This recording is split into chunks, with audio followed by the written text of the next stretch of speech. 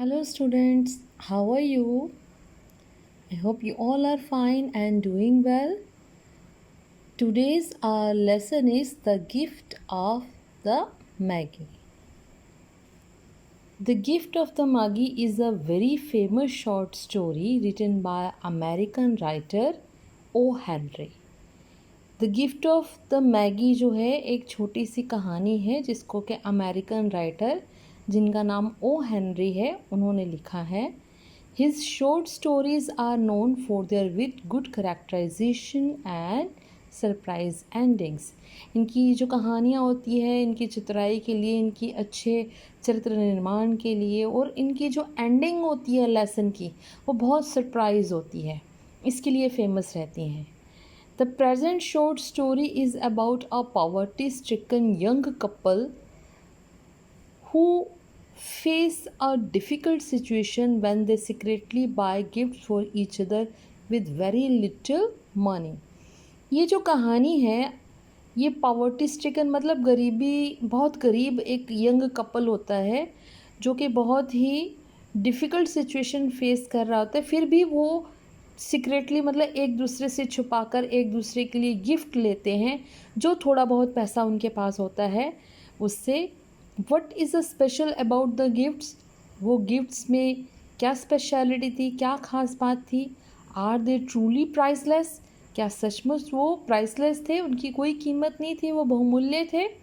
Let us find out, चलो पता लगाते हैं. $1.87, that was all, and 60 cents of it was in pennies. Pennies saved 1 and 2 at a time by bulldozing the grocer and the vegetable man and the butcher until one's cheeks burned with the silent imputation of parsimony that such close dealing implied. That means $1.87 बस इतने ही पैसे हैं, और उसमें से 60 Saint जो है पैनीज़ है, छोटे छोटे सिक्के हैं.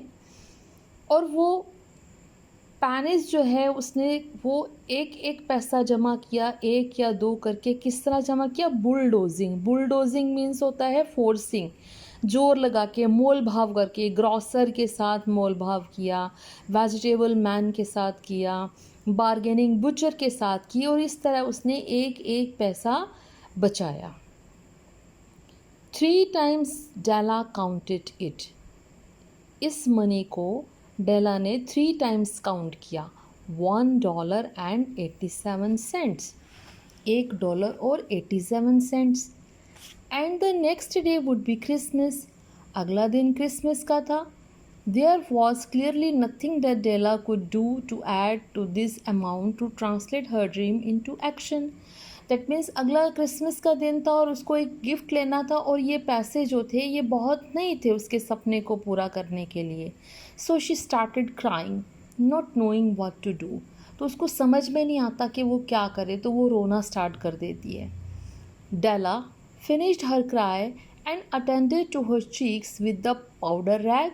She stood by the window and looked out dully at a grey cat walking a grey fence in a grey backyard. तो डेला जो है फिर रोना बंद करती है और वो अपना जो है चीक्स क्लियर करती है, साफ़ करती है, और वो खिड़की के पास बैठकर बाहर देखती है जिसमें कि एक ग्रे कलर की जो कैट थी वो ग्रे कलर की फेंस के ऊपर ग्रे बैकयार्ड में घूम रही होती है. Tomorrow would be Christmas day. कल क्रिसमस का दिन है. एंड शी हैड ओनली $1.87, और उसके पास सिर्फ इतने ही पैसे हैं. With which to buy Jim a present, जिससे उसको जिम के लिए प्रेजेंट लेना है. जिम कौन है? Jim is a husband of Della. Della का पति है जिम. ठीक है. जिम के लिए उसको प्रेजेंट खरीदना है, गिफ्ट खरीदना है. She had been saving every penny she could for months. और कितने महीनों तक वो एक एक उसने पैसा बचाया है, सेव किया है. With this result $20 a week doesn't go far. लेकिन फिर भी वो इतना पैसा नहीं कम मतलब सेव का है, सिर्फ वीक में $20. Expenses had been greater than she had calculated. जितना उसने कैलकुलेट किया उससे ज़्यादा तो उसका खर्चा ही आ रहा था. दे ऑलवेज आर, और ऐसा ही होता था। She had only $1.87 to buy a present for Jim. उसके पास सिर्फ जिम के लिए प्रेजेंट खरीदने के लिए इतने ही पैसे थे। Many a happy hour she had spend planning for something nice for him. तो कितने कितने घंटे उसने भी बिता दिए ये सोचने के लिए, ये प्लान करने के लिए कि जिम के लिए वो कौन सा गिफ्ट ले, कौन सा अच्छा गिफ्ट ले। समथिंग फाइन, एक अच्छा एंड रेयर और दुर्लभ, जो आम ना हो, कॉमन ना हो। एंड स्टर्लिंग, स्टर्लिंग मीन्स होता है जेन्युइन, जेन्युइन मतलब ओरिजिनल, ठीक है। Something little bit near to being worthy of the honour of being owned by Jim. तो ऐसा कुछ जो उसके जो ऑनर में हो, उसके सम्मान में हो, ठीक। तो उस तरह की वो प्लानिंग करती है। Suddenly an idea struck her mind. अचानक ही उसके दिमाग में एक आइडिया आता है। Her eyes were shining brilliantly. उसकी आंखें जो चमक रही थी, but her face had lost its colour within 20 seconds. लेकिन 20 सेकेंड में उसके चेहरे का रंग उड़ गया। Rapidly she pull down her hair and let it fall to its full length. और जल्दी से उसने अपने बाल खोले और उसकी पूरी जितनी लंबाई थी उसको खोल दिया, ऐसे, ठीक है।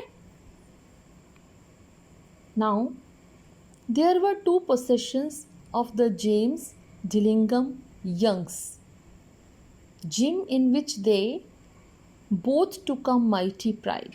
तो अब उनके पास दो पोसेशंस थे। पोसेशंस मतलब दो चीज़ें थी। किसकी? जेम्स डिलिंगम की, उनके बच्चों की। जिम है पहला, जिसमें वो बहुत ही ज़्यादा प्राइड, गर्व महसूस करता है।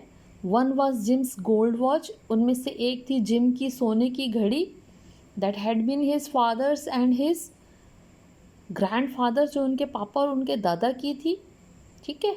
The other was Della's hair, और दूसरा पोसेशन था डेला के बाल।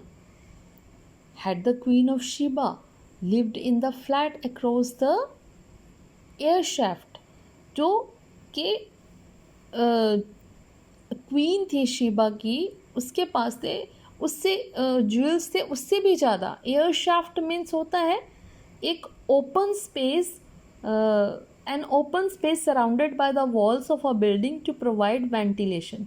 एक खुली जगह होती है जहाँ से बिल्डिंग के अंदर जो है वेंटिलेशन के लिए फैसिलिटी दी जाती है, ठीक है। तो जो क्वीन ऑफ शेबा थे उसके पास जो ज्वेल्स थे उससे भी ज़्यादा important. Della would have let her hair hang out the window someday to dry just to depreciate her majesty's jewels and gifts. Had king Solomon been the janitor. तो मतलब एक दिन जो डेला थी अपने बाल जो थे वो खिड़की के सामने सुखा रही थी, और ड्राई कर रही थी जस्ट टू डेप्रिशिएट। डेप्रिशिएट मतलब होता है उसकी वैल्यू, अंडर वैल्यू, उसको मतलब अपने बालों की इतनी कीमत उसको पता नहीं थी, ठीक है। हर मैजेस्टीज ज्वेल्स एंड गिफ्ट्स, जितने के मतलब उसके जो शीबा थी, रानी जो थी, उसके पास जितने ज्वेल्स थे उससे भी ज़्यादा वो कीमती थे। Had king Solomon been the janitor with all his treasure piled up in the basement, Jim would have pulled out his watch every time he passed just to see him pluck at his beard from envy. तो जो राजा Solomon था उसके पास जितना भी joule था, जितना भी treasure था, उससे भी ज़्यादा इम्पोर्टेंट था, ठीक है। इसलिए ऐसा लगता था जैसे कि वो उससे एनवी, जैसे उससे ईर्ष्या करता है। दैट मीन्स मतलब कि जिम और डेला के पास जो चीज़ें थी वो किसी भी राजा या रानी के पास जितने भी ज्वेल्स या ट्रेजर है उससे भी ज़्यादा कीमती थी। So now Della's beautiful hair fell about her rippling and shining like a cascade of brown waters. तो अब जो डेला के सुंदर सुंदर जो बाल थे वो रिपलिंग कर रहे थे, मतलब छोटी छोटी लहरों में ऐसे ऐसे छोटे हिल रहे थे ना उसके बाल, ऐसे लग रहे थे जैसे वो स्मॉल वेव्स बना रहे, रिपलिंग एंड शाइनिंग, और चमक रहे हैं लाइक अ कैस्केड। कैस्केड होता है वाटरफॉल, पानी का झरना, ठीक है। कैसा उसके पानी का झरना? ब्राउन वाटर्स का। तो उसका कंपैरिजन किया गया है बालों का झरने के साथ। It reach below her knee and made it self almost a garment for her. वो उसके घुटनों के नीचे तक आते थे और उसके एक तरह से गारमेंट का, कपड़े का ही काम करते थे। And then she did it up again nervously and quickly. और फिर वो उसको उठा लेती है नर्वस होके और जल्दी जल्दी। ओके।